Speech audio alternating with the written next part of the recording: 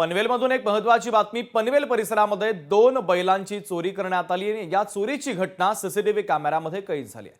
50,000 रुपयांच्या 2 बैलांची चोरी केल्याप्रकरणी अनोळखी व्यक्तीच्या विरोधात पनवेल तालुका पोलीस ठाण्यामध्ये गुन्हा दाखल करण्यात आला आहे। अभिदास गायकर हे केवाळे येथे राहत असून त्यांच्याकडे 2 बैल आहेत। दोन्ही बैल संध्याकाळी पालकर यांच्या घरासमोर रस्त्याच्या कडेला बांधलेले होते। 6 फेब्रुवारी रोजी रात्री 8 वाजता त्यांच्या वडिलांनी दोन्ही बैल बांधले। त्यानंतर ते जेवण करून झोपी गेले। 7 फेब्रुवारी रोजी पहाटे 5 वाजता बैलगाडी घेऊन जाण्यासाठी गेले। त्यावेळेस बैलांचा शोध घेतला, मात्र बैल सापडले नाहीत। त्यानंतर ग्रामपंचायतीने लावलेले सीसीटीव्ही चेक करण्यात आले। बैलांच्या जवळ एक अनोळखी इसम वावरताना दिसला। त्यांनी बैल चोरून नेल्याची खात्री झाली तर त्या इसमाच्या विरोधात आता गुन्हा दाखल करण्यात आलेला आहे।